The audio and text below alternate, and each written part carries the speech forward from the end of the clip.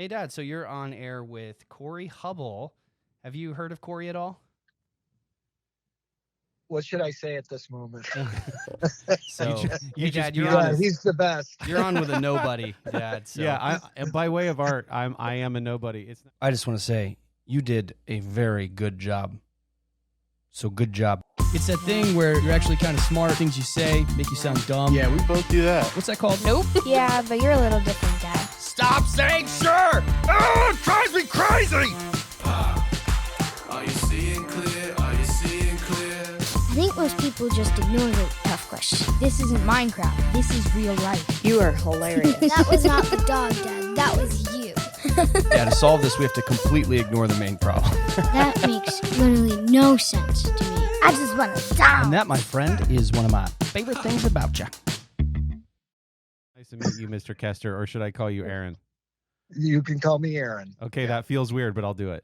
Okay, no problem. So the reason I was calling was Kory is the second best artist I know. Obviously, you're the first, and I'm the third. And so I know that you went to college, and when we hear the stories as the kid, I hear the story as like I went to art school, and then like you were done with it, and then you met Mom, and then I got on with my real life. Yeah, yeah. But I thought you've been an artist this whole time. So you design furniture, Amish Designs Furniture.com. You can see that stuff for sure. And then you've done art. I have art of yours hanging in my room, Kory. That I was just getting ready to say that we're surrounded by your work. Yeah. So the snake one there is a piece that he did as a series that was just. Nice. I think it was it like a concept piece, Dad? That was. Yeah, I think that was simplification and stylization is what they called it. You were supposed to do something that, just indicated what it was, but simplify it as much as you could. Yeah. So, Kory, you went to art school. Correct. After Dad, so probably worse. Like, obviously, it's gotten worse over time as I've seen art, but you're very good. So what I would love to hear... do you have any questions for him about what art school is 40 years ago, absolutely do, and years ago? it starts at the beginning. Like, what made you decide to even pursue your artistic passions? Because I'm from a very rural, blue-collar community. I've been drawing ever since I could pick up a pencil at that point, but it's still quite a leap to tell your family and your community that you're going to pursue what might as well be a astronaut career path. So what was that like for you, and how did you even make that decision to decide that this was a worthwhile pursuit? It definitely wasn't a dream that I had prior to doing it. I kind of fumbled my way through life. I had an art teacher that made a big impression on me in high school. And so I would say that my interest in painting and drawing and all of that was stimulated through high school, but I was interested in a lot of things, and sports more so than anything else. So, I mean, I had a talent, but it wasn't really my life goal to be an artist. So when I went to school, I went to a phys ed school hoping I could play football. And then I figured out how much I was feeling better because I wasn't playing football. So I did not pursue that and started into the art program at a phys ed school, which was a waste of time. And then I transferred to Mohawk Valley Community College and got a commercial art and design associate's degree, and that's as far as it went. But I did enjoy doing it. For me, the biggest problem was it was so consuming that I'd get started in something and couldn't stop, so I'd do a painting overnight, through the night, and then have to go to class in the morning. Oh yeah. And so I just I enjoyed the time. A lot of the stuff that we did is obsolete now. Process cameras and kerning and all of the things that they teach you in the 80s that are, just like computer majors. I had a college roommate that was a computer major at the phys ed school, and they were learning COBOL and punch cards and all of that stuff. So none of it translates into what's happening now. But, just the ability to think and learn and experience that I think has helped me throughout my life. And, I would enjoy to paint again, but it would have to be just the right circumstances, because life doesn't allow you that overnight painting session and then you get back to real life. And I'm in my 50s, so those days are behind me. That makes sense, and I definitely can relate to you when you talk about having a art teacher who had a heavy impact on you. So you've kind of talked about fine art. I would guess that most people don't even recognize how artists and creatives are a part of processes, developing products, conceptual designs, things like that. So while the output might be an iron or some product, a household product, it starts with a sketch and it starts with a design, cars, things like that. What was your, was there a moment when you went, oh, there's a way to take this thing that is the love of drawing and sketching and painting and actually have a living doing it on any end of that system? So either early conceptual design or what you're doing now. When was the first time that you put that together, that you could monetize what some may consider just a hobby or a side thing? Does the question make sense? Yeah, I think so. I would say I realized early on that it wasn't gonna translate. I mean, I went to a place, and I can't even recall what the job was. It had to do with graphic arts, and applied for a job and got an interview and was talking to the guy, and he told me what it paid. And I said, really? And he said, yeah, because we moved to Florida, Bradenton, Florida. And the guy said, yeah, that's the cost of trying to wiggle your toes in the sand, and there was an art school right in Bradenton. And people with my skills were a dime a dozen. And I decided at that point that I needed to look for something that I could make a living at. Yeah. The other things have just been, side hustle and designing furniture. I enjoyed the concept and was around furniture for a lot of years. So it was a natural progression for me to do that. And I did some work for, I don't know, T-shirts and drawings for this and that, but it was just so random. It never would have supported my family. Yeah. And I found at college, the biggest thing was there were people that were really, really good. And then there was the next strata, and then another strata, and then another strata. And the ones that were so good, like medical illustrators, that kind of talent, you knew that they could do whatever they wanted to do and make a lot of money at it. And then the next tier could do things that you thought, wow, I could never do that. Yeah. And that they had to go for 2 more years of college and maybe get into something. And then there was the flock of us at the bottom that were good artists, but not good enough, without a lot of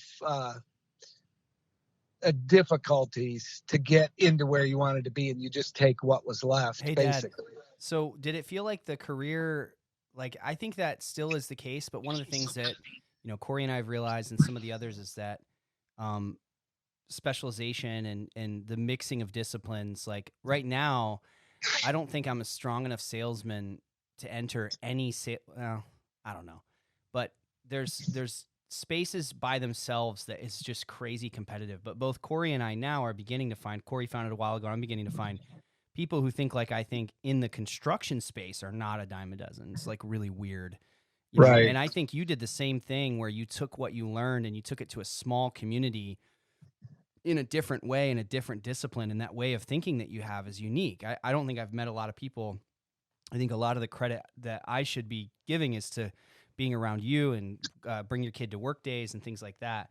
And so, so I guess what I'm wondering is, one of the things was it evident back then that mixing what you did with another industry would create a competitive advantage? Or like, was everybody kind of thinking like, well, I went to school for this, and these are the jobs that do that? Was it pretty linear, or Right, because if you're only focused on the art, it becomes about how proficient or technical you are at that thing. right? But if you can blend it with another industry, Yeah. Which wasn't as present, I imagine. I want to hear from you on that, but now that's a more well-known thing, like interdisciplinary mixing of teams. Like the teams are made up of, you bring in kind of this X-Men or Marvel type group of people together, and it makes something special.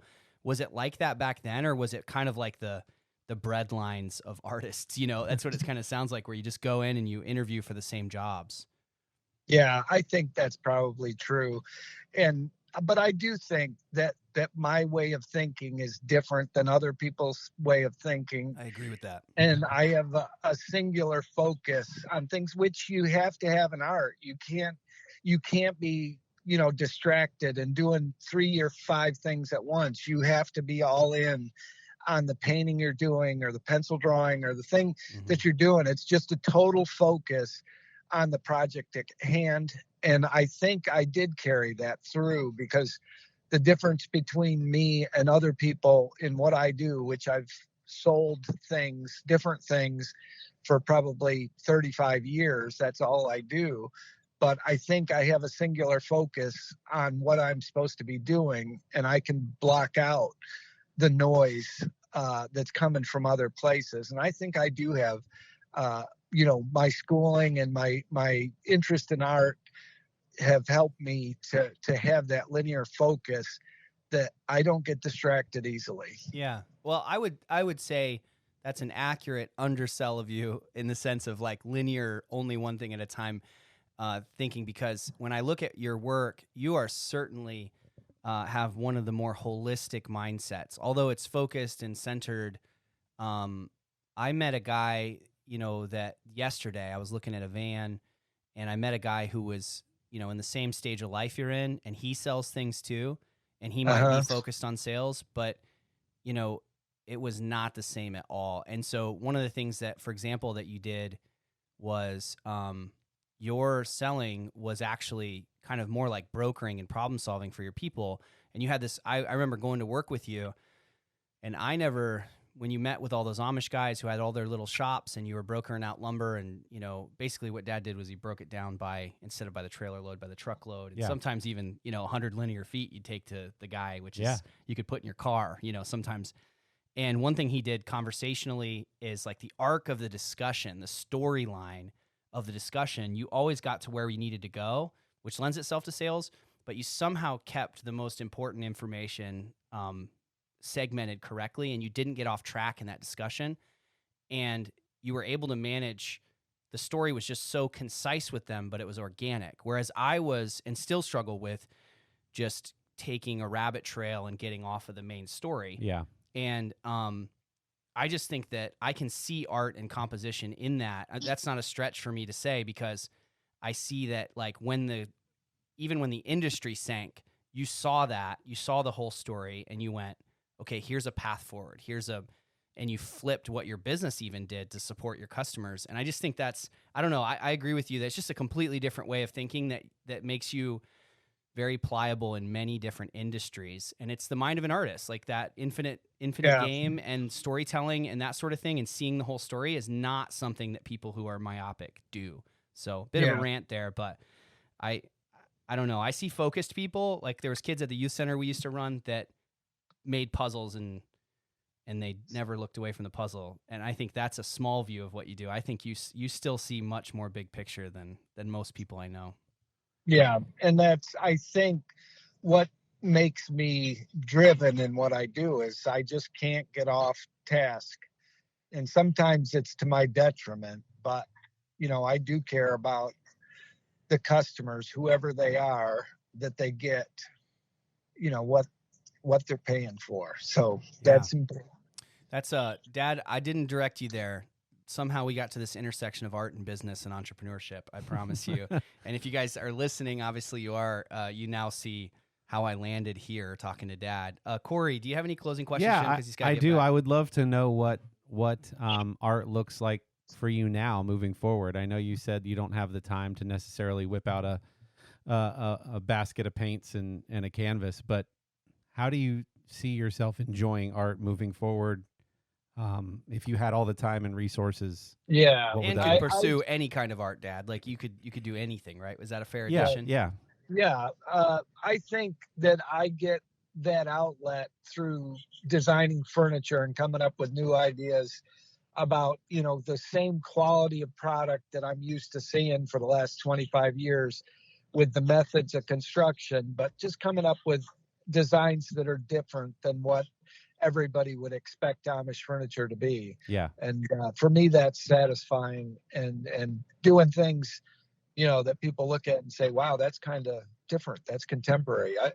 I like that, Right. And the shops have, that the idea with the shops and say, okay, how do we do this? Do we use pocket holes that you can't see? Or is there mortise and tenoning? Is there, techniques that are being used to make sure that it's going to stay together and to have the same longevity that other Amish handcrafted furniture would have, but just has a little bit of zip to it. Yeah, because I think when most people picture Amish made furniture, they very much imagine a certain aesthetic.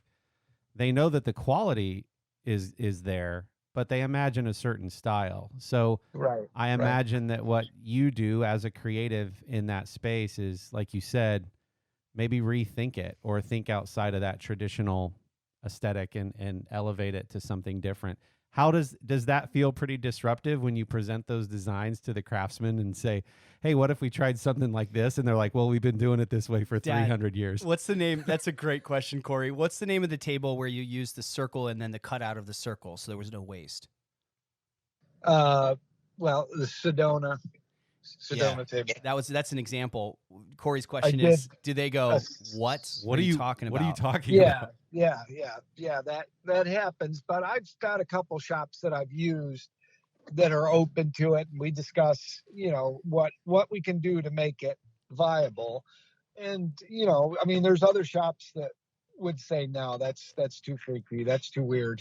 That's hilarious, Dad. Yeah. Hey, I want to hear that discussion, even though they wouldn't let us record it. Like, yeah, that table's too freaky. Like nobody puts. But the Sedona specifically, I really thought was a cool design. In as one example, but he cut out. Can you describe it, Dad? Without, I don't have imagery right now in front of me. Yeah, the idea was to cut a table out of one panel. So the center was the top, and then the base was, you had to come down a little bit in order for it to hit right. But a CNC router would cut out these pieces. So one piece of wood that would make the whole table. Wow. And you would half lap the base so they fit together, and then put the top on top of it and secure it. So it's kind of interesting. And then with that, I did a square table that's called the Solitaire, that all of the parts, the same thing, one panel, all of the parts are cut out and then they're reassembled and have a glass top and a glass shelf, inset into the wood. So it goes back together as one piece of wood, and all we're losing is sawdust. Which, Dad, you're talking about, like I sell, but you're providing work for all these craftsmen. You're connecting them with stores. You're connecting them with the consumer. You're telling the story to the consumer. You talk about conservation, and you talk Eliminating about waste. eliminating waste. You're talking about how the guys who manage the woods are the best people to manage it. And there's a holistic view of what you're doing. It's just, you stay on task while you're doing that somehow. And it's so funny. I kind of feel a little bit like everything I've ever taken credit for, you just are doing already, but that's how I feel. So just pay me the back royalties. All right. Well, that's all the time we have today. Yeah. Well, yeah, that's probably true. I actually, Dad, I wanted to mention to you that that a passion project of mine is this Missima Urawa furniture line, and I want to definitely co-design some of those products with you because I have a vision for those. And so certainly I'll have to find my way into the pay structure on that. So we'll see. But Dad, thanks for taking the time. And I know you're calling in from the car, and I love you, and I'm proud of you, and I'm excited about what you're doing in life and this stage of life you're in, and the train that you're with. Yeah, I'm just right next to a train. But I'm just really grateful. And,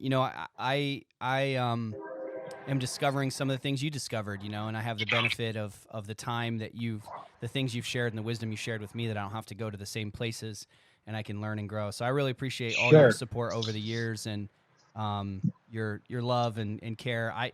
Not very many days go by where I don't tell a story of my family and how great they are, and the stuff you guys have been through and came out the other side. So pretty awesome. Also, I've been wearing that coat that's Grandpa Harlan's that you were wearing. I'm wearing that every day, and that's pretty awesome. Well, yeah, Aaron, it's been a pleasure speaking with you, and I'm sure we could talk about art and design for probably 3 more hours, but I don't know that Jeremy's listeners would appreciate that. Well, they certainly would. While we were talking, I got a lead for an air conditioning quote, so all right. I got to stay on task. Sell. I said that's what I do. Exactly right. All right, Dad, just wait for the train to go by before you go. Yeah, look both ways, please. Yeah, or straight ahead in this case. Look both ways, yeah. All right, love you, Dad. Talk to you soon. Okay, love you too, buddy. We'll see you. Bye. Bye-bye.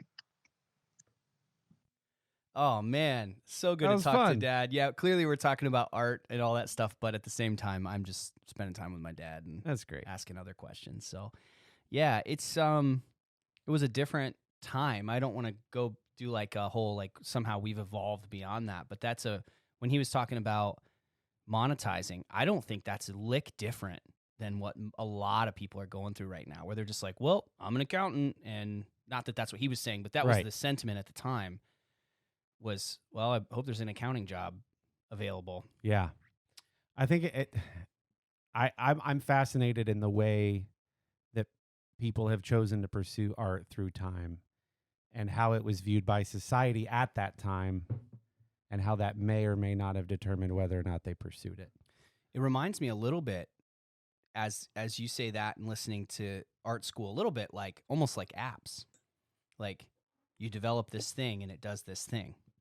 You know what I mean? Like there's art apps. You go through development, and then you make video transition effects, and that's your job. And it's like, hopefully people buy video transition effects.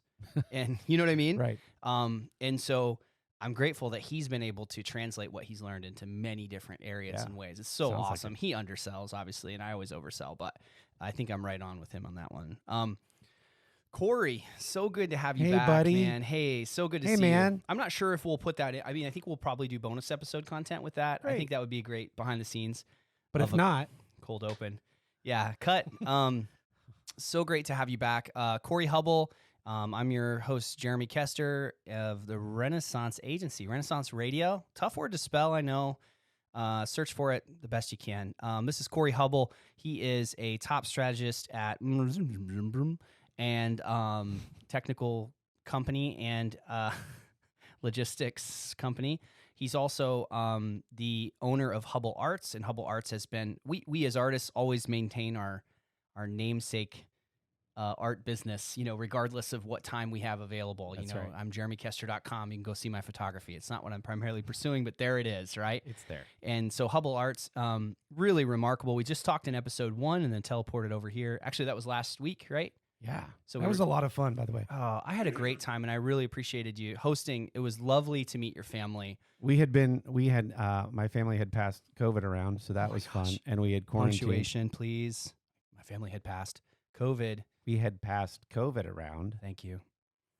And stressing me out. The quarantine afterward. And you were like the first person I had spent time with and had coffee with in Is that right? what feels like months. Yeah. And I was like, oh, man, I just miss quality conversation over coffee.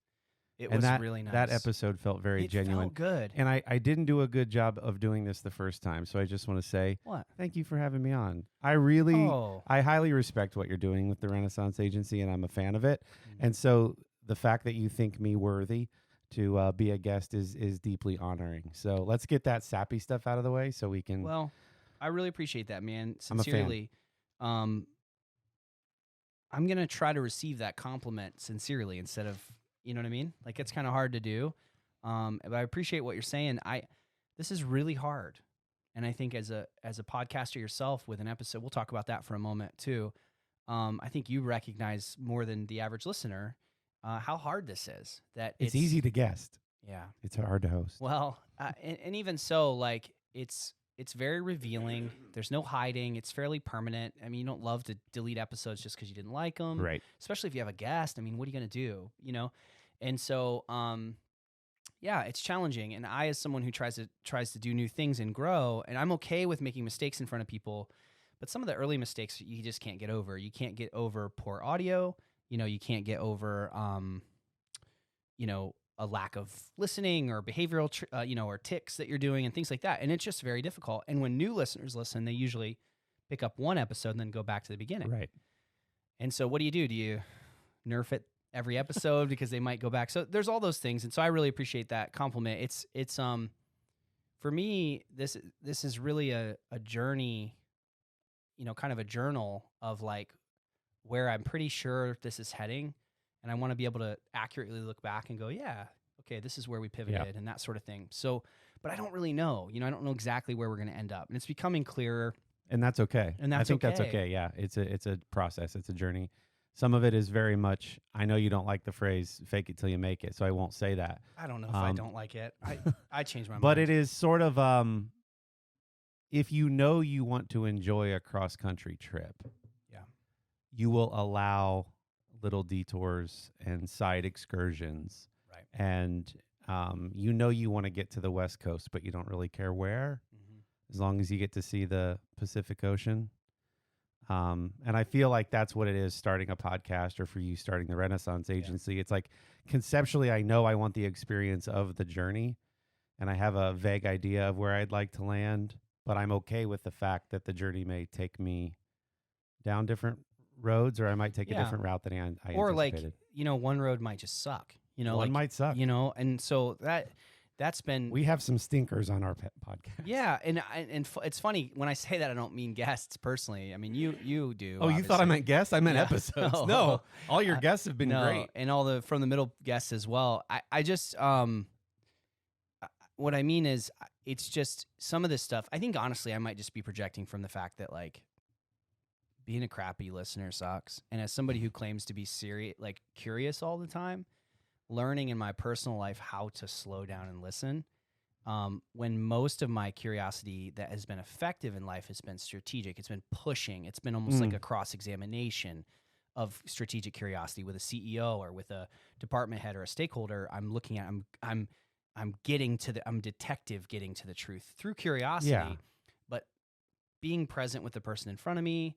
And just what I really desire is to just sit by the fire with you and talk. Yeah. That's not natural, and it's becoming more natural. And I hope people understand that. Yeah, I think you strike that. I think you exhibit that idea with your guests. I listened to your Manzi Cakes episode, and that felt just like three friends having a conversation that happened to have a lot of really good nuggets. I was literally taking notes. Is that right? On that episode, and the one that stuck out to me was, you were talking to young artists, and you said the whatabouts aren't reasons why you should quit. They're just things you need to figure out. When people say, like just talking to your dad just now, like if you mention the idea that you want to pursue a career in art, and somebody goes, well, what about income? Like, how are you going to feed yourself? Like, what about this whole starving? What about doesn't mean stop or no. What about just means good question. Good question. Let's figure it out. So what are you going to do about it? Yeah. Yeah, thanks for asking. That's a really good question. I'm going to go look into that. But unfortunately, I think most people hear that and they go, oh, this probably isn't worthwhile then. Yeah, and the implied, it's hard because when someone asks that question, that's a good thing. Like I said, it's a good thing. There are people who are literally just asking unanswerable questions for the purpose of, you share the gospel or you talk about the Lord. People will ask a very, very difficult question. It's like, why did you start with that question? Are you just thinking of the most unanswered? Like, are you trying to prove a point here? And that's okay. I'm willing to have those discussions and happy to. But you can tell the difference when somebody's like in the art field or business or whatever, they're asking to put you down. Just convert that energy, do some judo and just say like, wow, great question. Have you done any research on it? Would be the aggressive way to do it. That's how I do it now. That's a really great question. What makes you bring that up? And they go, well, I just assume, oh, like, have you looked at any of the career numbers? Do you have a path? Do you have any recommendations for me? That's what they're most hung up on. Yeah. As the asker. And they're also not pursuing it. It didn't cost them anything. Right. So yeah, thank you. Something I was talking to Dad about, and I'm not sure how I'm going to publish it. For those of you, like if I end up publishing that later as bonus episode, we just talked to my dad on the phone about art and about how it changes his thinking and those sort of things. And I'm definitely going to link his business. You should buy some of his furniture. We're going to co-create some stuff. It's pretty awesome. Great stories about how it's made and all that. We'll go into that. But we just talked to him. It was about 20 minutes. Pretty great. For me personally, it was awesome. I hope you enjoyed it as well. It was great. It was really nice meeting him. Beaming, listening, and no, hearing. I loved it. I loved it. I love meeting a fellow artist, and so that's always fun for me. I love whether learning they're about just my getting family. started or whether they're a seasoned veteran who is a mentor of mine, like talking about their love of art and their love of making images and storytelling and design. It's just, I could do it all day. So I think that's why I'm a fan of what you're doing with Renaissance Radio and the Renaissance Agency, is because you're just gathering up my people. Yeah, man. and it's just fun to be a part of that network. So I've loved it, man. I love all of you. I have loved it, and it's just getting started. I've been pretty honest about my difficulties and struggles, but I will say this for a brief moment. It's exciting when you start seeing the lines that are starting to be drawn. When you see, let me just say this to you, okay? Say it to me. You're one of my 2 YouTube watchers, okay? So by the way, That's not true. You guys, no, it's statistically true. My listening audience is pretty good. We're starting to grow. However, YouTube, I can see the number, and the number's 2. Well, I'm visual. I need to see. Great. I need to see your face. Well, I need thank to you. see your guest. I need to see what you're. Here's what I like about it.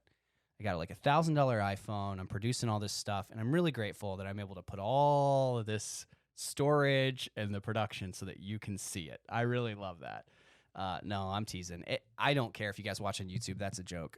But it is. Don't like or subscribe. It's just his future. Yeah, that's funny. That's a good one. That's a quotable. Did you say that on the show? No. Did I say that? You say it regularly. You've said it 2 or 3 times now. It's right at don't the believe end. you. You're like, don't like or subscribe. It's just our future. I don't believe you. I don't think I say that. I think you Okay. said it. But yeah, so the YouTube thing, we'll try to get some stuff up there and get better. But I can't produce it, so there's not even descriptions right now. I'm just throwing the videos It's fine. up. I So enjoy. anyway, Me and the other guy. you and the other guy. I Or don't remember, gal. I don't remember where I was going with that, but I was excited about it. Oh, I was bragging about the people that I've met and how Yes. amazing they are. So let me just say this, okay? And these are some events that I'm hoping to do in the future, but just imagine with me. Manzi Cakes, maybe Kindness Batters, are sitting in a room. In walks Blonde Robin. In walks some craftsmen, some materials, some painters. In walks my photographer friends and my film friends. And we have a dinner. My illustrators are there. My writers and storytellers are there. And here's what we're going to do. Here's the big master plan. The food's going to be beautiful and delicious, and we're going to hang out. And everybody's going to do their thing. Oh, it's like goosebumps, bro. The ideas that are going to fly around that dinner table. Oh, my gosh. And this all comes down to you getting more cake, is really what you've designed here. Well, here's the honest thing about it. Thanks a lot, by the way, because now I can shut the show down, because basically that's what all this is about. Yeah, it is cake. But I am going to meet with some people. I don't care what you make. If you're making something awesome and there's just no place for it, whether it's in the market or whatever, like, let's talk. If you're good, if you're awesome. I have conversations with people, and I'm here for you. Like, if you're a young artist or an older artist or a whatever, right? Like, newborn artist, if you're doing something really cool and it's pretty cool, but it's not there yet and you want to learn, great. I'll connect you with mentors and stuff. We're not going to celebrate that yet as greatness, but we're gonna help you get there. But the people that are doing great things, dude, you all just got to meet each other. It's gonna be so sick. Hey, something my dad said got me thinking. Okay. We were talking about how he was focused, and as he was focused, I was like, focused isn't the right word, because like there's people who are focused who aren't creative, who aren't holistic in their thinking and whatever. He's brilliant in that way. He's consistently been brilliant for 40, 50 years of just looking at the whole picture. He somehow, and I was telling the story about how he talks to his people and he keeps the time concise. He was focused on the focus, but what I kind of saw in that was he kept the narrative clear so that people weren't wanting more. They were wanting more, but they got everything they needed. And that reminds me of some of our clarity work. Mm-hmm. And the reason I bring that up is I was wondering if you could help me a little bit today in the area of getting the story out, maybe in a way that I'm not used to. So like I do it audibly, and my clarity work is about getting concise verbally. But I found myself, for my day job, I was I needed to get this narrative out, and I had just all visual learners there. Mm. And so in my mind, I'm like, I don't know how to storyboard, like truly storyboard. I know how to storyboard with words, but I'm curious what makes the cut when it comes to visual storytelling. How much is too much? And this might be a broader topic than we can cover today, but like, how much is too much? How much is not enough? What makes it? What doesn't? And what are the minimum skills required to do that? Because I have the tech and I have the ability to visualize it and I have the ability to describe it. I just don't feel like I have what I need to go, these are the 8 frames that tell the story, or 10 or 5. I don't even know. I don't even have the baseline. What do you feel like so you had visual learners, you had this complex thing you were trying to communicate. What do you feel like the barriers were? Was it that the story was too big? Was that it had too many layers to it? Was that They literally couldn't see it. in their heads they couldn't see what you were talking about? Clear sentence, clear sentence, clear sentence leads us to, it's like desire, vibe, client need, what we do, outcome. It's like those sort of flows of like, here's what you need to buy so that you can do this, so that this outcome happens. It's like I can tell those stories in that way. For example, there was a client, and I was like, what do we want the client to feel, think, and do at the end of this message? So this message has to contain these motivators, persuasion elements. But like, what do we do in the video, though, would be the question, right? You know what I mean? Yeah. So I think that's a gap in my ability to communicate. I'm just curious if that's a discussion that you'd be willing to have with me. Absolutely. I could talk about this for hours. The problem here is going to be truncating you and I's conversation, because this could go until Donald Truncate. We both have other engagements. Is that a pun? Nope. I Okay. can assure you. Okay. I hate puns, and they have no place in society. I love puns, and he's a horrible person. So I forgot that you didn't like puns, and I wrote a bunch for our last episode, and you just killed the whole episode for 2 minutes. Yeah, you tried 2 or 3 times, and I kept shutting it down.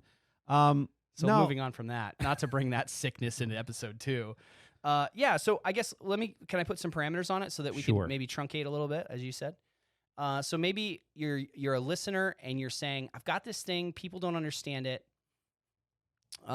It seems clear to me. So basically companies would come to Kory and I to help distill that message down to its most useful, concentrated point. Right. That's what we do. But you need to be able to do that in your art. So for example, if you're pitching, you're not pitching the art necessarily, you're pitching what the art can do for the client. Or you're going to do a commission job, but you don't have anything in your portfolio that exactly shows it. You can show your work and say, when I do this, they feel like this, or whatever. Maybe you're making a video, or maybe you're telling a story, but those are chunks. There's clear transition points in those stories. So, for example, when you're selling something, you build rapport, and then you point out the pain that the lack of the thing or having the wrong thing causes, and then you present your product as the remedy, and then there's a process there. Yeah. To me, that reminds me of a storyboard. Mm-hmm. So the parameters, I guess, would be, for anybody listening, including myself, what are some things that determine what the beginning is? What's the end? Where does it start? Where does it stop? Visually, Yeah. I don't know. I don't understand. I come into contact with this often, and I'll tell you how I work through it, and it may or may not help, so feel free to ask follow-on questions. But I think the beginning is important. I think the big climax, or the big so what, is important. Certainly the ending is important. But when I talk to people, I often say, let's think about it like a table of contents. Okay, so you buy a book from the store, and usually there's a table of contents, which are chapter headings with pages. When I'm asking them to do that, what I'm really saying is, you have a responsibility as the storyteller, more so than the receiver of the story. So your responsibility is to try to parse out, what are the chapter headings? What are the things you need them to know most? Kory, can we give them an example really fast as we dive in? Yeah. What do you do for a living? And we'll specifically talk about our consulting work. And what I want you to hear here is, what is it, and look for the themes of what's happening, including your feeling you might get of like, oh, I could really use that, and then next steps in a sense. So this is what a clear, concise message feels like. Go ahead. Yeah. So my profession, what I do for a living, is I am a visual strategist. So I help groups of people, typically executives, think through a challenge or a vision session. Those are usually 8 hours long. And I translate live conversation into imagery that tells their story for the purpose of unity or clarity, or they need to rethink their operating model, their processes. Is that what you're asking? Yeah, My so it's literal funny job? because like, how would you pitch it? Is that how you pitch it? A client says, I still don't know how to pitch it. Okay, so that's me. So Professional doodler, graphic facilitator. No, I'm with you. So the elements, maybe I can step in on that part. The elements of the story there are that he's explaining the outcome of the session, which draws attention to what's missing from the organization. So when he says unity, they immediately trigger up and go, we're struggling in the unity department. And there's other parts you can pepper in there. So for me, it's, I help you say what you've been trying to say the whole time. And that's very, very clear on the clarity front. But if I were to follow that up with the narrative would be, that feeling where it feels really obvious to you. Right. And then when you explain it to somebody, they summarize it back to you incorrectly, or they equate you to something that isn't true. And they go, yeah, totally. I just kind of help with that. And it sounds like a vague pitch, but it's actually very, very clear. And it's the same idea with what you're doing. And so that's what we're talking about, is like, how do you get that story down? Because there's an infinite number of ways to describe it. So, yeah, I like yours better, so I'm going to augment it to me then. So I listen to a lot of information, and I distill it down to a core message. I listen to live discussion. I listen for the chapter headings or the really big, themes, glaring, sticky-outy themes.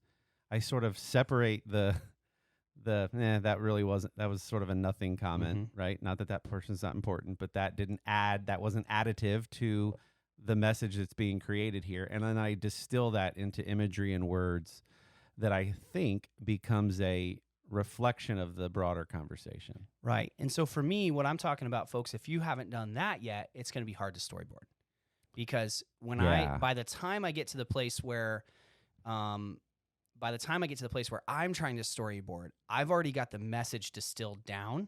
Now, my question is, so we've kind of got it into a two-parter here by accident. What if you're listening, there's two parts that we've broken it into. And that ability to say there's two parts is what Kory and I are talking about, where you look at the themes and you go, okay, this is actually part of this discussion and this is part of this discussion. That's not easy for everybody. It's a grouping, it's theming, it's sorting, whatever. Yeah, labeling. Whatever helps you. So I guess specifically what I'm asking, that's something we kind of covered in previous episodes. And if you listen to me talk ever about anything, you've heard about clarity of message. And the reason I'm harping on it so hard is because it's everything in terms of the communication part. Let's get down to the main point, what action. Now, what's seems to be contradictory of that is what I choose to put on display is the parts that aren't clear to me yet. So what I do in my day job is the well-tested and clear pieces. What you're hearing here is me working these things out. Right. And so I'm demonstrating regularly the lack of clarity. But when you hear me talk to clients, it's like, oh, okay, that's what that is. That's clear. So my question is for you. So if we take the clarity discussion off the table, assumption is the clarity's already developed. That specific skill of sorting for me is something that I don't have in the visual medium. And I don't care. I don't want to do an art class today, although I would be very grateful for that. What I'm asking for specifically is, how do I know what's in the box in your mind? How many boxes are there? Like, what's is there a label down below? And I don't mean this just in terms of layout. I mean it in terms of like, is there a thinking system as far as core themes? Yeah, I think that's where I tried to go. And so your listeners will have to, and your two viewers will have to forgive that I'm sort of working through it myself with you live. That's what this episode is we have no preparation here, and we're working out the concepts of like, what's Jeremy actually talking about? What's Kory talking about? And that's what we do professionally. If we're sitting down talking about how to make a podcast successful, how to make a business, we're going, is it this or is it this? Or is it really this? Or if these and these, if one of those had to go, which one would go? Yeah, so that's what I was meaning when I was saying the person trying to tell a story has a responsibility, like I said. If someone says that doesn't make sense, it's on the storyteller. not on the listener. Correct, in my opinion. I agree with that wholeheartedly. I don't think anybody's going to win that fight. Now, the person telling the story is typically most passionate, closest to it. It's been a lifelong pursuit or concept or idea. They've daydreamed about it. They've sketched thoughts about it. They're really in it. They're in That's the right. woods of their own story. Yeah. What they need to do is zoom out from their own story. This is why it helps to have an unbiased third party do that for you. That's what I do for a living. Yeah. That's the answer to your earlier question. Yeah. I'm an unbiased third party. Company comes to us and says, help. We're at an inflection point. They're not necessarily trying to tell a story. We're telling a story to tell them where they are and then help them see their But way the out third of the party woods. makes it objectively. You're going, this doesn't work. Right. So what happens in processes is somebody goes, it's really, really simple. And they show you like a software process. They go, it's really, really simple. All you do is hit this button, this button. Now it's going to error out, but you go to this folder Right. and you da-da-da. That happens in communication too, where you go, you tell the same story. Literally nobody gets it, but you consider it part of your sale to supplement that broken part of the story. What Kory's talking about is like, don't have a broken story. Yeah. Just make it clear. So you're in the woods. You live the story, you breathe the story. It's your story, it's your baby, it's your pet project. You're really passionate about it. And because of that, you're almost blind to your own story. That's right. And is it fair to say the objective third party is really important? Because like even we, in our own thing, doing that for a living, we go, I don't know how to do that to I don't myself. know how to do that to myself. Yeah, that's exactly right. That's why we appreciate each other professionally. Yeah, I need your services. Yeah, to and help. I need yours. So, Yeah. yay! Yeah. So anyway, you're too in it. You're too in it. Yeah. You need to either, and this is very hard. We just said we can't do it. You need to zoom out and try to look at it in terms of the table of contents. What are the main things I'm trying to say here? Most of the time, that's going to look something like, I see this gap, or there's this customer need, or there's this opportunity, Mm-hmm. there's this idea, or this customer solve, or this bridge to connect things that the customer needs. They need that bridge to connect something. And then there's usually something that exists in the middle, a reason why that doesn't already exist. Can you give a tangible example for those that aren't thinking outside the box right now? Yeah. Like what would be, even you can use pizza. I don't care. Just something that says that formula you said, which is there's a contextual need, there's a thing or an idea or an execution, and then you think that transaction will happen. You having a handle on the idea of food delivery service. In one of the podcast episodes, you When I was talked a about kid. when you were a kid and you had this idea for food delivery, and people were like, "There's no margin there. Who's going to pay you like a penny and to I gave deliver?" up. And then Uber Eats and DoorDash and Grubhub and So the need was there. It's like, I wish I could get Wendy's right now, and I don't have my car. Oh, I wonder if other people have that need. I wonder if they'll pay for it. That's the realization you're talking about. I have conversations like that 5 times a day, or times however many people I talk to. They're like, hey, you know what we should do? There's that part. And then you said there's the next part is, I think I can do something about that. right. And then the next part is, this is how we can do it or Yeah. whatever. As an example. That's not the only formula. We're just using it as an example. Sure. So then usually some brilliant / crazy person comes in and goes, "Hey, what if we just," but nobody's ever thought of that before. And all the process people are going, "What?" And even some of the other crazy people are going, "What?" And you're like, no, you just said you got this and they got this. And I think you could. Wait, we're the crazy people, right? Oh, sometimes. Yeah. Okay. Yeah, sometimes. All we're right. the You're crazy. talking like out there somewhere. And so here now is a person in need of a better way to tell their story. Okay. So to your question about storyboards, your storyboards then become those scenes. If it were a book or if it were a movie, person wants food. He's grumpy at his house. Okay. The only places that deliver are pizza places in my rural town. I wish there were a way that I could get sit-down restaurant food at my house. So that might look like, I'm drawing here, you guys won't see it, but that might look like person. Customer need. There's a person. He's upset. Why are you trying to depict him upset? And you're just doing adjectives at some point. You're just saying like, you're just kind of whatever is it the minimum, the maximum? What are you doing to kind of, I'm not talking about your consulting necessarily, just like, how do I say words like comic, like children's book. I want to have the ability to go slap, get it? And people go, I think this is the missing link in my work. To be able to visually represent the thing that I'm having to put 1,000 words into to get there. Even if I'm clear, there's questions. Yeah. And so the limitation of literal boxes creates people, they figure out their own. They go, oh. Right. So, okay, back on. I'm sorry. No, you're good. I'm curious. No, I'm strategically great. curious in this case, and I'm pushing That's a great. little bit. And I don't want to try to plug our previous episode, but it reminds me of the story I told you about my buddy in the medical system who was designing this new thing, and he had no way to tell that. He had tried to tell that story unsuccessfully.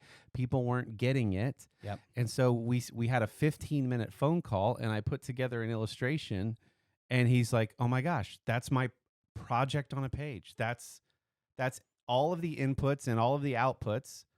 That solves the customer need. The bridge is defined. That's everything I need in one shot that I could walk anybody through, whether they're visual, whether they're low on the totem pole, whether they're an executive or a stakeholder. They can look at this project on a page and go, Kid can read it and go, I get I get it. So let me say this. Why is it? What's the determining factor? We're going to assume it's always needed, and somebody didn't just sell somebody, right? It's always needed in this scenario. Why is it that he called you in a 15-minute call, had enough in it that you could come to that conclusion? And what's the difference between that and the fact that I sometimes have to sit with CEOs for 3 to 4 days just to get to the point where they could leverage that phone call? Simplification.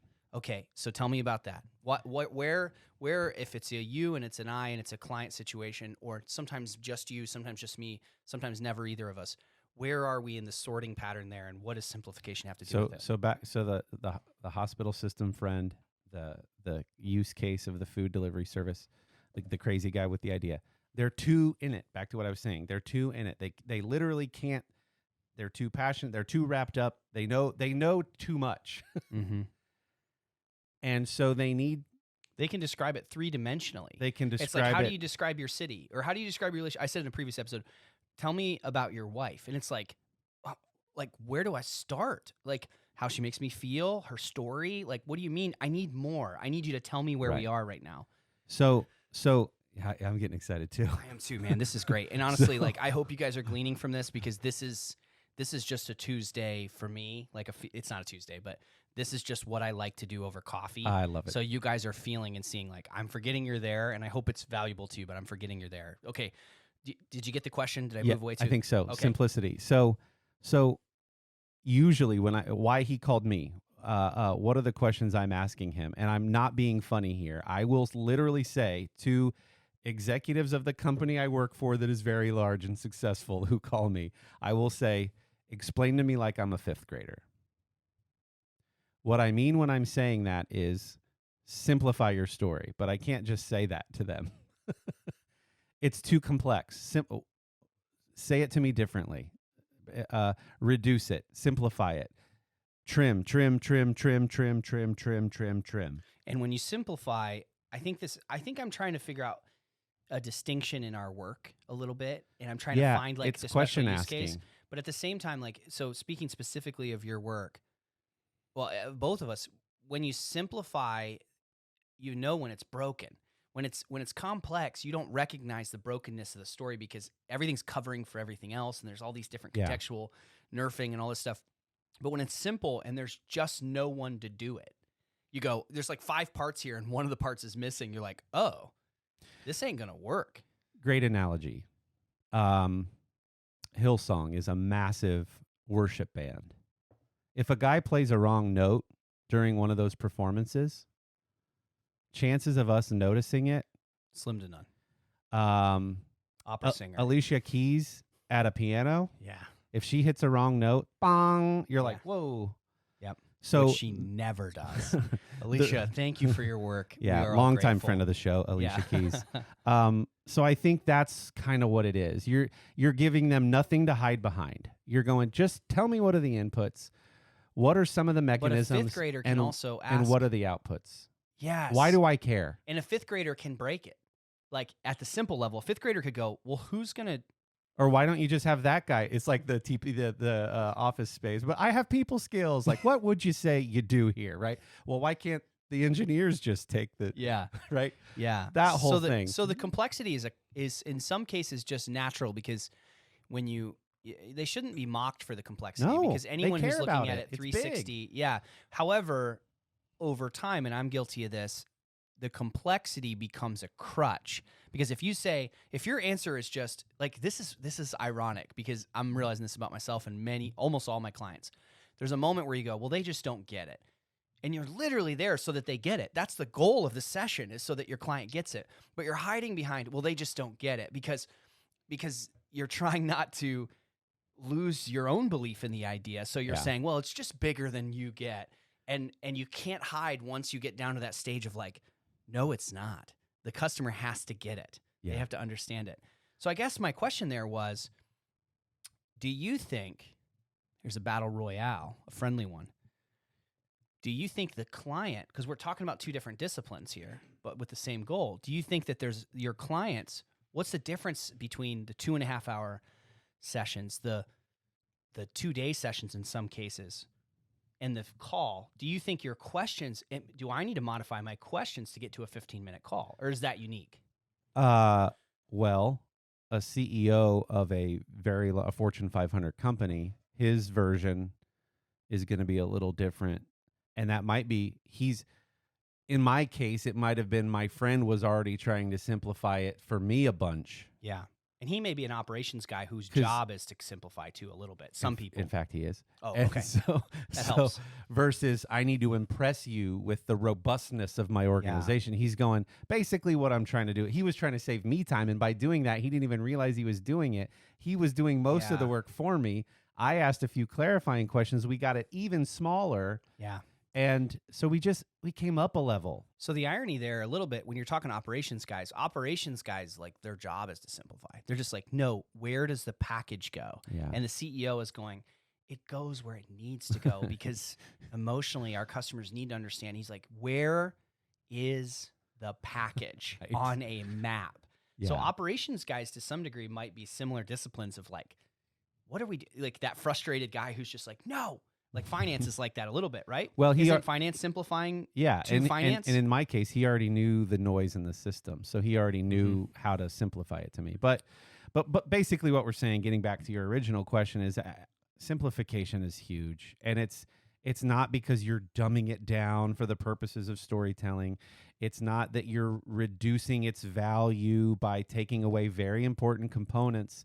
But at the end of the day, to keep it the most general and safe, you need to break it down into those bite-sized chunks or table of contents, chapter headings, so those are your boxes. Okay. Those are your boxes. You're going. What you can't, and this is, so there's a parallel to the language piece that there's similarity of what you're saying. Like I can relate to, I think it's not a whole new thing is what you're saying.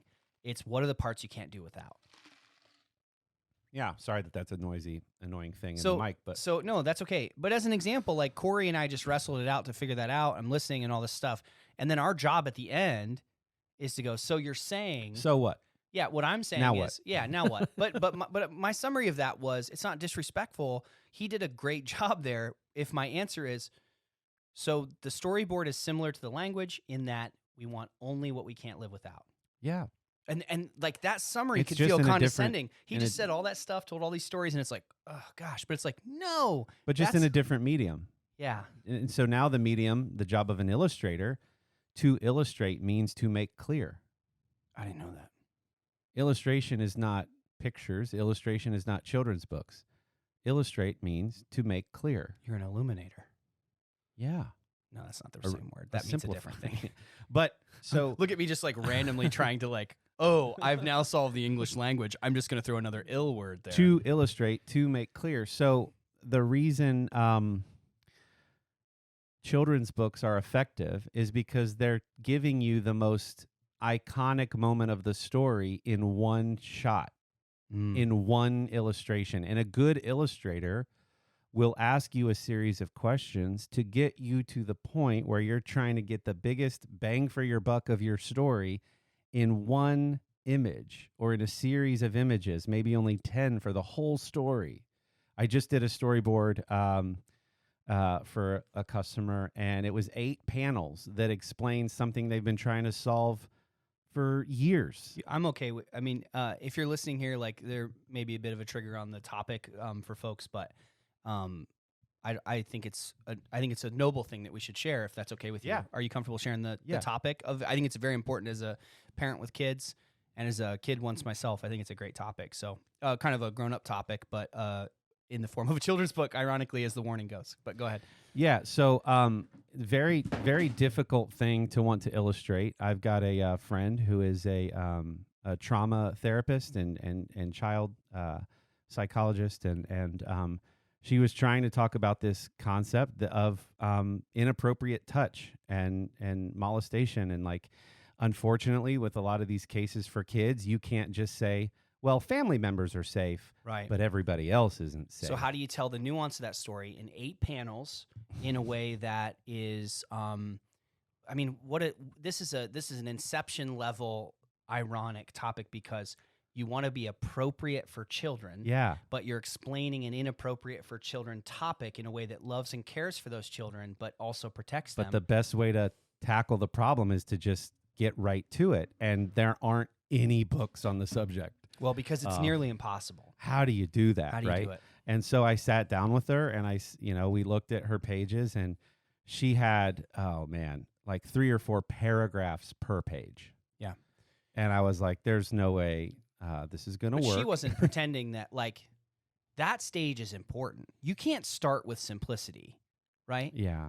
You can't. Yeah. Like, that's, just keep in mind, folks, as you're developing your idea, this is an ebb and a flow. If you simplify incorrectly and you can't see it yet, that's where I'm at. Like, people are like, wow, you're all over the place in this. I'm like, no, I'm building like mentally a Go with universe. me. I'm working on something But here. it's like a universe, right? Yeah, and yeah, it's yeah. like, which part do you want to talk about? The simplicity comes once you understand the whole thing well enough to simplify.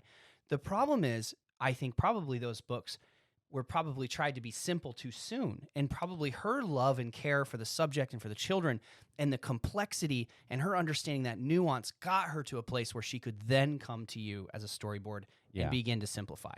So I don't want to say simple is like, Yeah, that's a Yeah. great point. So That's go a ahead, that's go a ahead. great distinction. But so here we are, and we're sitting at her house, and I'm trying to explain like how we do this. If you're a believer or a spiritual person, you might say you're basically trying to teach kids discernment. You're trying to teach them how to sense that something is amiss here. which is very true, and then immediately recognize kids don't know the word discernment. Let's right? keep going. And so like further, how do we okay, so what does that feel like to a kid if something feels off? And where we got was, And probably I'm gonna keep slowing it down on purpose. I'm sorry. very sorry. No, don't be sorry. It's my fault. I should let you get there.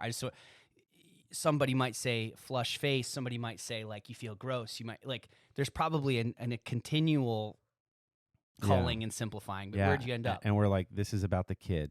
This is about the kid. This is them. They're being read the story in most cases, but this is about trying to explain what they're experiencing. So where we landed was, there's a squirrel in my tummy.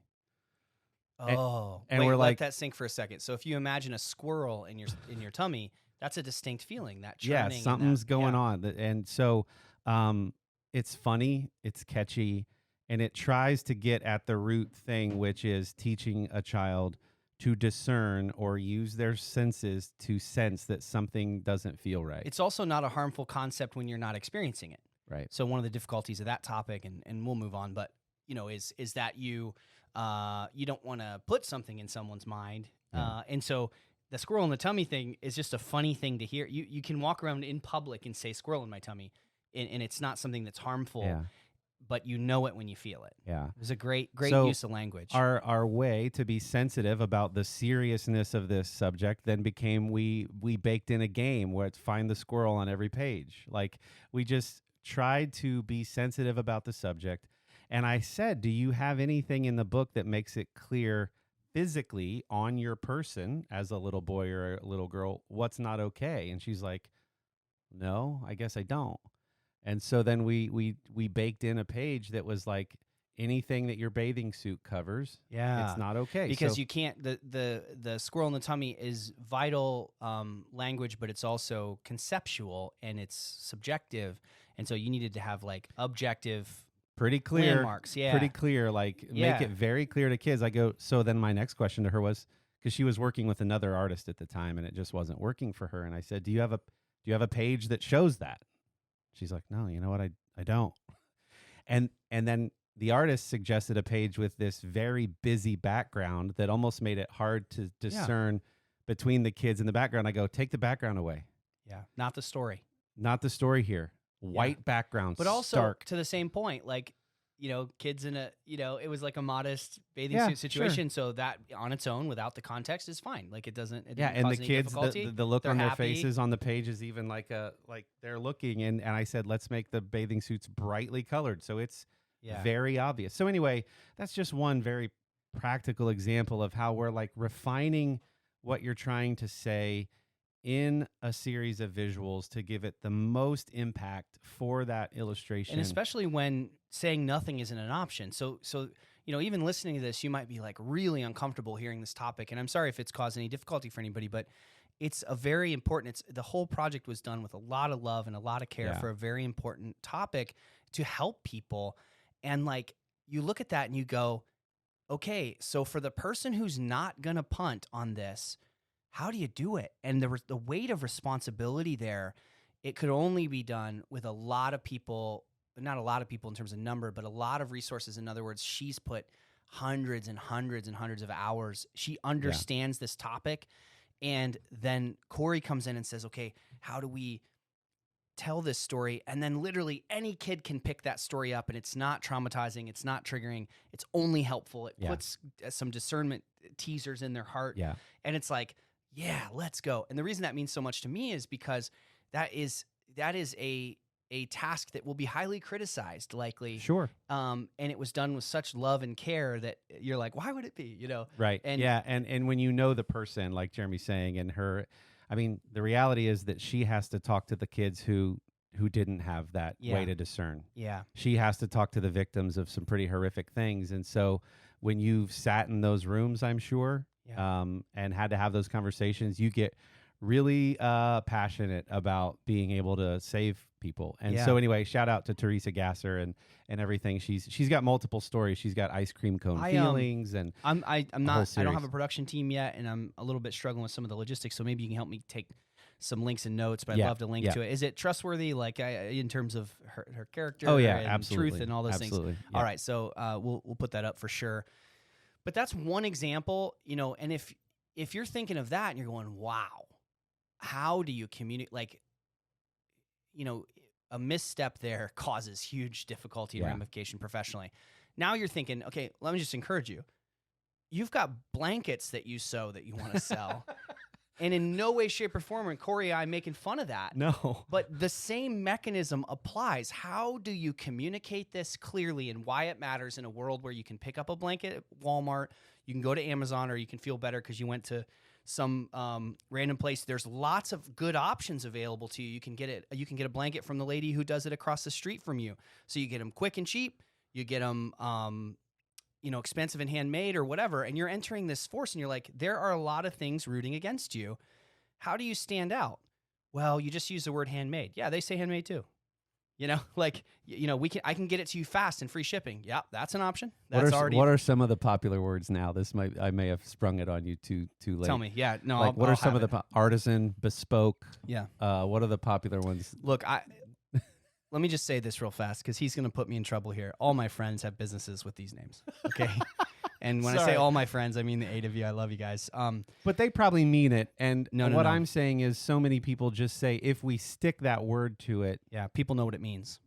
Well, that, and they'll buy it because of that word. Right on. I mean, there's people who say that and mean it, and there's people who just throw it up there because. Yeah. So it's a heart thing. Yeah. But. So, no, but it's the truth. And we're going to keep coming back to that as I speak, and then you'll come to it, visually. We each have different disciplines in the same place, as I've said. But yeah, people think there's a secret word you can use or a secret tactic. That's what I'm getting I'll at. often, I smell what you're stepping in. That's exactly right. I did step in it. I have about 7. No, I was joking. I mean, I'm subscribed to these things. The thing is, the name and the slogan don't make the product good or bad. They're just going to help you or hurt you or be neutral. And I have, and if you're listening to this, keep it coming. Like, don't give up. I've got so many Instagram posts or Instagram messages behind the scenes of people go, I have an idea. So they've got that first part, or I have access. The ones I get really excited about too are I have this asset and I don't know what to do with it. I know there's something special here, but like I need an idea. And it's like, whoa, okay, so your infrastructure is already there. So you just need a cool idea. Let's talk. But yeah, it's just what we want to do is pile on. I'm talking about an area that I want to get better, which is storyboarding. I don't know how to say it. These areas that I've worked on, there's a lot of them already. You know, like there's things like this that you and I have worked on that we're not talking about today because we don't want to talk about what we already know. We want to talk about what we're working on. And so if you're in that space and you're just like, man, I want to be more clear, you do need to do that. But you also need to do a good job with your product, and you need to communicate it well, and you need to make it interesting. Yeah. And you have to have some sort of message. But specifically in this area, as far as storyboarding goes, let me recap and see if I'm hitting there what we're thinking. You're saying only what you need. It seems to me like this whole like expand, simplify, expand within the parameters of the simplification is kind of the structure I'm seeing out of this conversation. If you liken it, and if you, I could watch these all day, but like the behind the scenes of any animation studio, okay, whether that be Pixar or DreamWorks, and I got to visit DreamWorks a few years ago doing some consulting work, but they start with the key frames. So the entire 2-hour Pixar movie, the storyboard artists will work backwards from the most iconic frames in that entire story. Then they do the ones in between that. Then they do the ones in between that. Then they do the ones in between that. And they start to recognize that there's too big of a gap here, too small or whatever. Right. But it starts with, so what's the movie about? Da, da, da, da, da, da, da. In most cases, it can be done in a handful. Is that right? It should be. See, that's new to me. It should be. And then everything else is a build from that. So you're right. It's and these sessions we do, we intentionally take groups through divergent and convergent conversations, zooming in, zooming out, zooming in, zooming out, zooming in. That's why the third party part's important, because you're going to feel like you're not being clear enough when you're expanding, and you're going to feel like you're oversimplifying when you're simplifying. So having somebody to help you move through it, which is the tension I think you and I discovered the other day about Renaissance Agency a little bit, because not fighting, but we're fighting you for. don't want to be restrictive right now. You're super exploratory mode. That's right. But you also have a product that needs to be a little bit clear. Yeah. And so you're retreating from some of those words, as you should, as the creative juices, as the creative genius behind it, right? So anyway, no, it's the face was at the word creative juices. I'm it's imagining that Starbucks. It's a fun tension to live in, actually. Right. And manic a little bit if you're good at it. That's right. That's a sign that you're good at it. But anyway, you should be able to, whatever you're doing, you should be able to have a story behind that. Your pitch is a story. So you have this idea, your portfolio, if you're an young artist, is a story. I have felt two things. I don't want to lose this here. I have felt, just as a quick side note, that when I look at photographers, I go, they're better than me, and I'm going to win this bid because of how I put my pictures together, the story I told. I used to think that all the time, where I go, man, they are so much better than I am. I'm such a fake, because the way that I put my photographs and arrange them, even when I deliver to the client, just had a narrative to it. Oh, I just got super excited. I have to interrupt. I know, but you're not interrupting. That's the flow. And then there was two discussions. Boil down on the expand and simplify, be able to. I'm going to say that later, but that's not important right now. Sorry. Everybody, this is what this is like. Keep going.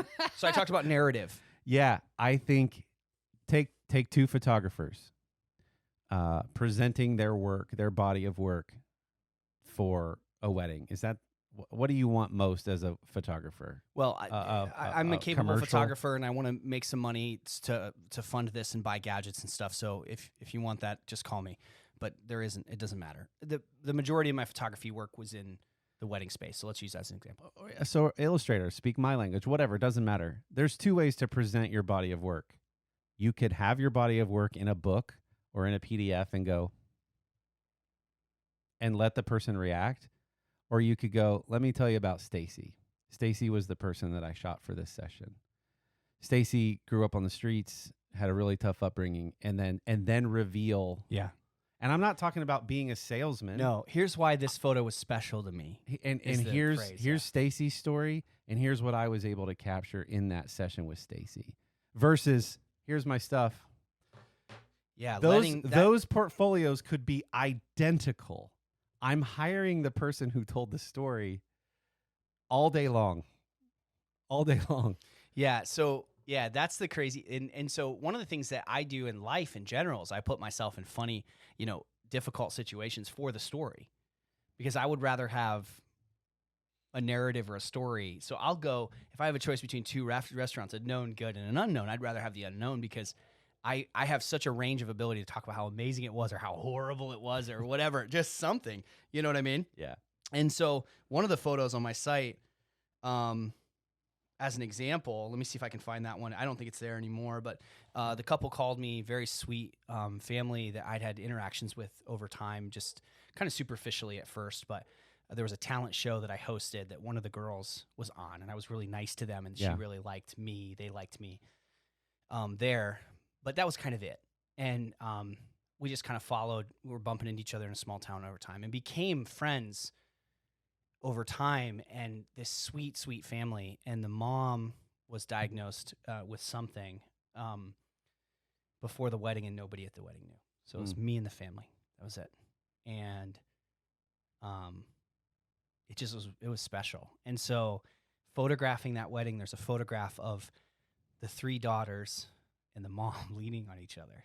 And it was like, nobody knew. And so it was just, I just felt like, wow, I get to tell this, and it's not me. I'm not making this. This is happening. And so the emphasis clearly in the wedding photos was shifted. Yeah. And there's been several of those where the photographs that were taken, there's family members. Now she's, I believe, still with us, which is wonderful. But there's family members of people I've photographed that I have dear friendships with now that the family members aren't there. And it's just, it's just crazy. The stories are what hold me back or hold me to it. And when you go through my site, it's like, you can sense that, but they're not necessarily better photos than anybody else's photos, but they mean something to me, right. You know? I didn't mean that as a brag. I was diving into my own emotional gratification from being able to be a part of that. I was with you. And I told you another story, and I know this is another less serious example, but please do. We've covered some good heavy end. There are a lot of Ohio State merchandise retailers here in Columbus, Ohio, and one of them asked me to come in and do a mural around the entire perimeter of the interior of fans at a game. They said, you do caricatures and you do portraits and you do funny people, and so just make a bunch of caricatures of fans. And I said, okay, I can do that. What else are you doing with the place? This is before that they had opened, and it was an old church. It was just kind of funny. But anyway, they said, what else? I said, what else are you doing with the place? And they're like, oh, we're gonna do some really cool hardwood floors. And I go, wait, you're hiring me to make this look like the inside of Ohio Stadium, right? Right. And they're like, yeah. And I said, and I'm painting the interior walls to look like I'm standing on the 50-yard line, right? Yeah. And you're putting down hardwood. I said, put down AstroTurf and orange pylons in the corners. Yeah, there's no mid-court at the game. And they're like, oh. Then they had this loft where they were going to put clothing and stuff, more merch up in the loft. And there was this facade that faced the rest of the interior of the church. It's like the choir loft.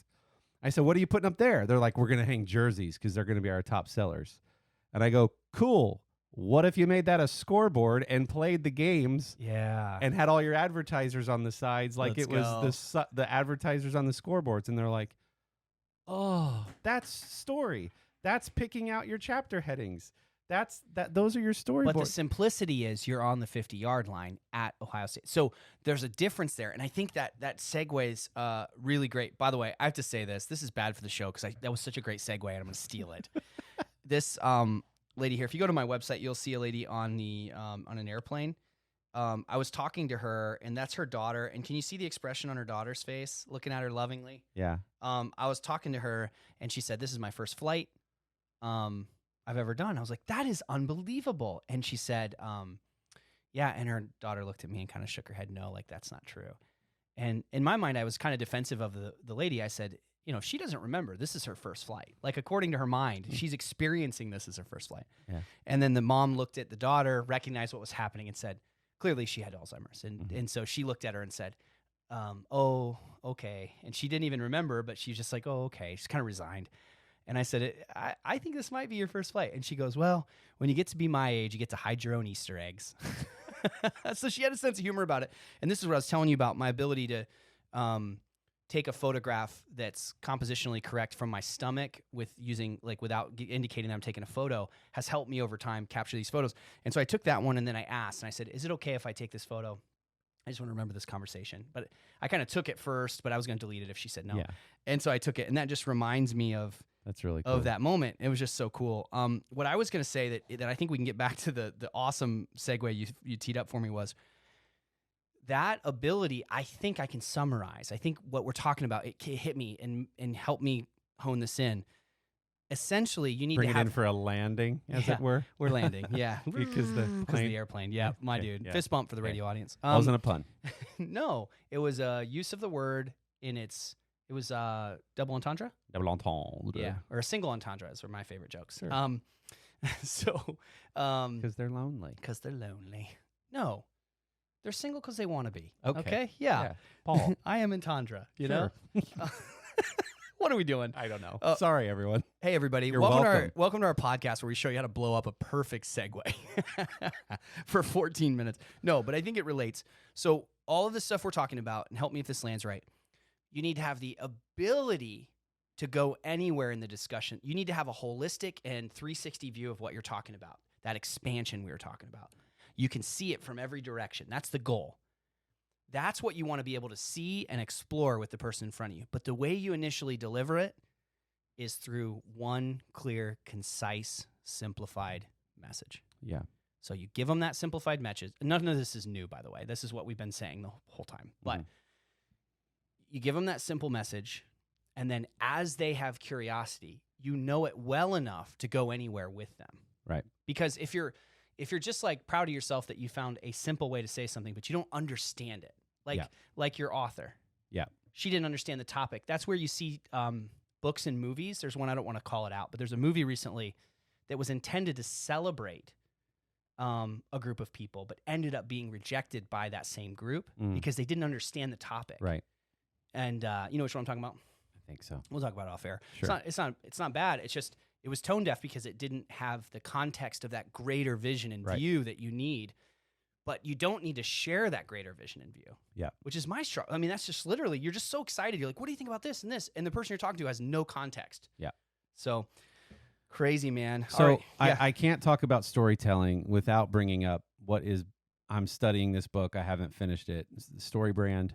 And by studying, you mean you picked it up 6 years ago. I'm and still you're working through it. I don't want to read this book. I want to study and understand this I need book. to get into it too. But the fundamental concept there is that when you are doing this work as the storyteller now, it's important who your characters are. And this goes into Joseph Campbell and, the hero's journey and da-da-da. But if you look at traditional marketing and advertising has been done such that the person doing the storytelling or producing the commercial or putting out the ad makes themselves the hero. Mm-hmm. And the idea is that... Can you give us an example? Yeah, so... Is there a poor ad you can think of? We have this many retail shops across America. We're the best at... Voted number one. Voted number customer. one, and we will, we. So they are the focus of their own advertisement. And there's a certain amount of that is needed. You do need to be qualified. You do need to be able to show a body of work, and you do need the customer feedback is great, and quotes and references is wonderful. But this book talks about how you should reposition it such that the listener is the hero, and they use, I love, because I'm a Star Wars fan, they use the story of Star Wars. You telling the story should be the Obi-Wan helping the hero, because consumers are the hero of their own journeys. That's right. And you don't want to be a hero competing with a hero. I got that preach voice right now. Mhm. That's right. Can I get an amen? Let's go. So you are Obi-Wan, and you are helping Luke. You don't need two Lukes in this relationship. Now, you can also, this is a trap that I can fall in, and I don't mean it, but you go into sales mode and you're trying to show people what you can do. You can say you're Obi-Wan, but you can make the story about how Obi-Wan helped Luke. Like that, Right. you can still become the center of the story as Obi-Wan, and you're just basically taking the protagonist and moving it over to you. Right. So are you saying as they imagine it, They're imagining their own story. Of course, they are the person listening to your message or your pitch or your story is the hero of their story. All they want to know is how you're going to help them.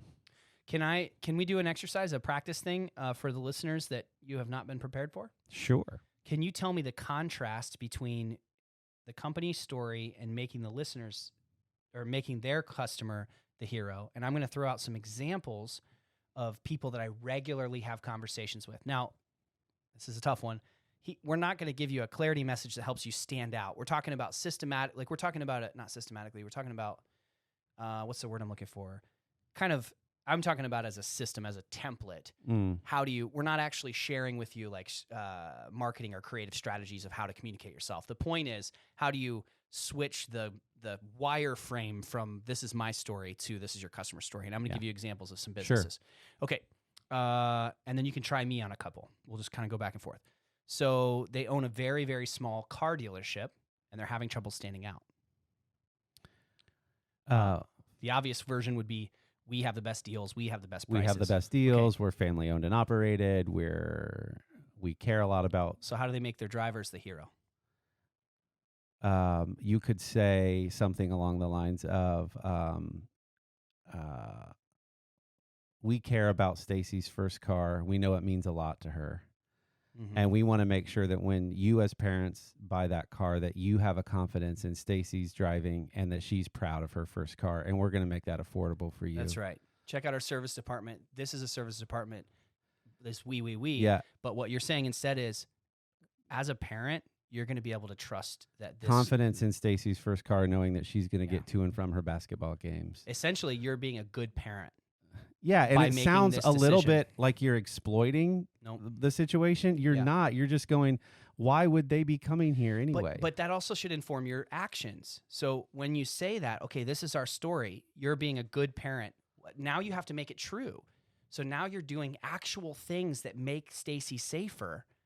You're not just making it up. You're actually doing things that other people who are trying to have the lowest prices aren't doing, because you're saying, hey, we have additional. Now this is where we kick in, right? Hey, you know what you could do? Once you figure that out, we're saying things like, you know what we should do? We should do supplemental driving courses that don't cost anything if you purchase a car, that specifically around teen driving and practices around teen drive, blah, blah, blah. That idea is a great idea in this made-up scenario. Because it's built around what they want. That's right. Here's a great example on that table over there, $1,000 phone that you referenced earlier. Yep. And I think Apple's doing a great job of this. So you have a little clue. You could go, it's got this chip in it. It's got... we have the fastest processor, which is what their competitors do. Fastest processor. And how do they present it? What's the commercial going on right now? Oh, it makes me so happy. They're literally running commercials, and I know this is the one you're talking about, that show brilliant people who don't even care about the computer in the picture. They're just there doing great things. Alicia Keys, great friend of the show. She's in the commercial. You're doing great things, Alicia. But they're just showing people, and in the shot is the Apple computer. Yeah. In the shot. It's just there, but the greatness is on the person and the things they're doing. They're like, what's the slogan? I don't remember. They don't even have one. Doesn't matter. They don't even have one. They're just saying, we love what you're doing. How can we help? Yes, because you're the hero. Or bro, as it relates to filmmaking, that other one, because of the 3 cameras, and I don't even understand the technology, they're showing young filmmakers lowering the camera on a fishing line down a flight of stairs because the cool shot is the person running down the flight of stairs. Also just promoting the film that was made by that. They're not even talking about themselves. They're just saying, hey, great job in making this film. And they're like, oh, shot on strapping the new iPhone to the front of a car to get a really cool shot going down the tunnel. Like, they're making you, the filmmaker or the creative or the music producer, the hero of their commercials. And take my money. Take my money. Yeah, exactly right. So let's throw a couple more, and I think we can speed them up. So you make a little trinkety food thing. Like I'll give you an example. One of our friends has a very popular pepperoni roll. Great. And they're frequently at the events. I'll give you a hint there of what's going on, so that it's not just a pepperoni roll. It's frequently at most of the sporting events, and it's kind of a love of people kind of thing. And they do it, but it's like, I don't know if I have time for the business. So for them, it's, we have the best pepperoni balls and it's really delicious. What's making the other person the hero of the story? Be the favorite person at the party, the master event coordinator. You are the best host because you will have this. bringing warm. These aren't the words. Again, this isn't creative. This is creative direction. This isn't artistic direction. Yeah. But you start drawing parallels to the fact that people who don't care bring these snacks.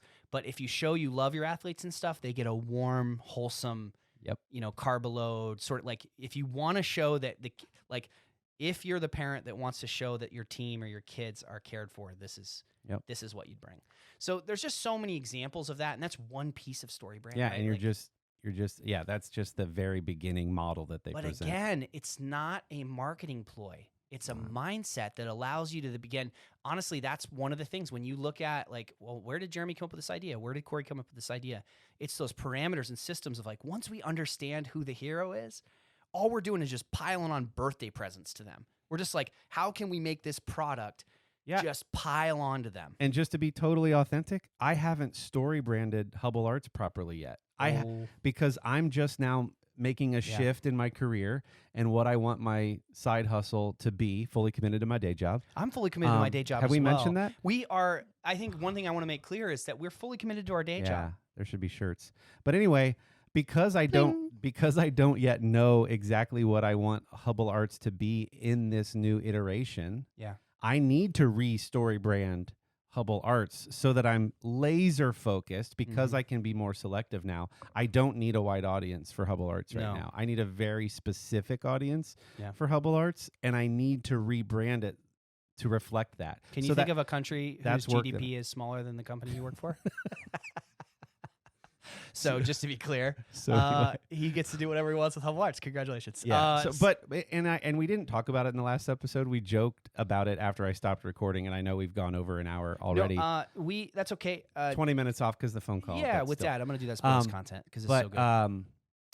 I'm almost the anti-cool story right now in my career. That's right. Because I'm in the same. You can sense that we don't want to name it too early. Yeah, but also all the cool stories you hear about the world's great explorers or the guy who climbs crazy mountains. It's I had this corporate job and I was just longing for the outside. I see what you're saying. The arc of your story right now is positive, but not going the direction of the rebellious artist. I had this amazing corporate job. I dropped everything and now I climb mountains and movies are made about me. I've had this side hustle that's always brought in some great income, and I'm very thankful and blessed to have done that.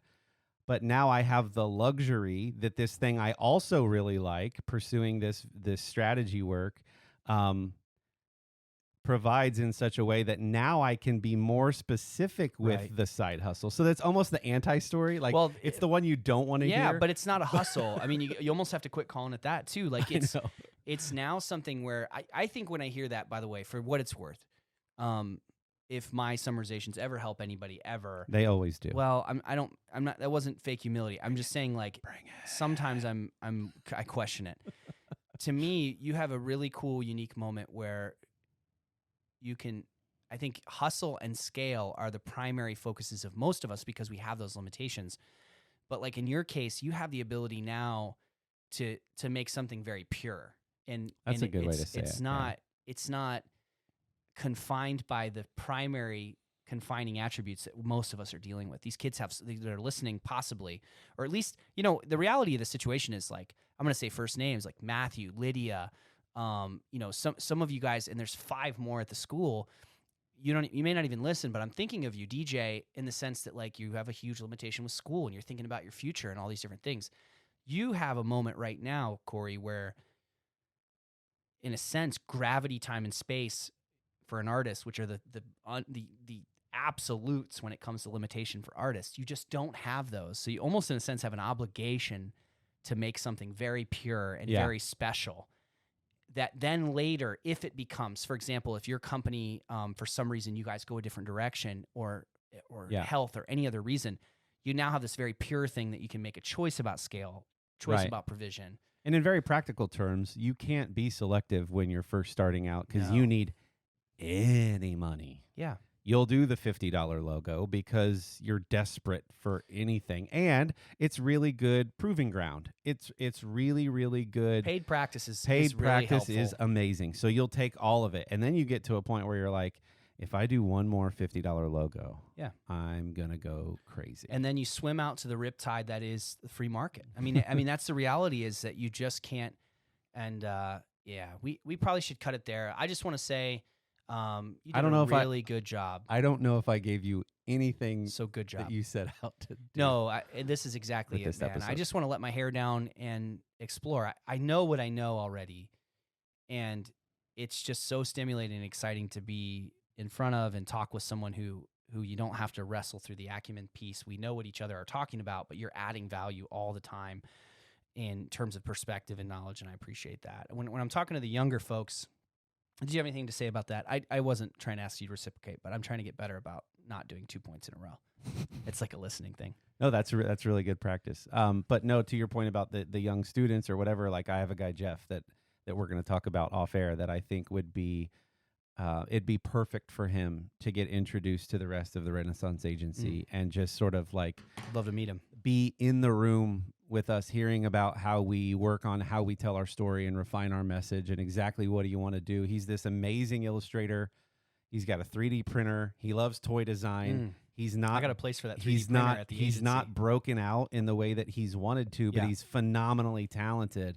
So it's like, how do we help? The world's you? going to try to kill him. Yeah. How do we help you Yeah. refine your? And he's an older artist. He's he's not fresh out of school. Yeah. And so he's like, now what do I want to do? And how do I also make it feed my family? And there's this network with the Renaissance Agency Yeah. and all these opportunities. And so Well, we're going to chill. We're going to chill. He's Hey, the would you- perfect person to On air, just kind of a yes or no binary question. Do you hate artists, or would you be willing to come back if I put an event together? We got a bunch of these young artists together and we just kind of did maybe a panel discussion and exercise about some stuff. Or do you hate kids? Do you know how badly I want to be in the room with the rest of these Okay, creatives, good. artists, techies, All right, I'll and set it what's up. the fourth one? So Craftsmen. thinkers. Yeah. It's artists, craftsmen, techies, and thinkers. I think cannot wait. is the Renaissance space. I cannot wait. Buddy, I am When's so the world excited. open up? It's coming. I can't rush it. But it's coming together really quickly. I just hired my I call it guest services, which I hired Yeah. Shannon, and she's doing a Yeah, wonderful did a great job. and onboarding folks and helping manage a calendar, which allows me to take on a little bit more because, again, I'm fully committed to my day job. I don't know Fully. about you. I'm super fully committed. I Yeah. couldn't be more fully committed. So artists out there, I think we have an obligation, consumers, as you're listening, because I've asked for that fifth group of silent partners to be consumers Yeah. that are put a little money aside to buy things that we make. Let's go ahead and put something together. Was that okay? Two things, Yes. two asks. Let's put together fully committed to my day job. I want to do a notepad.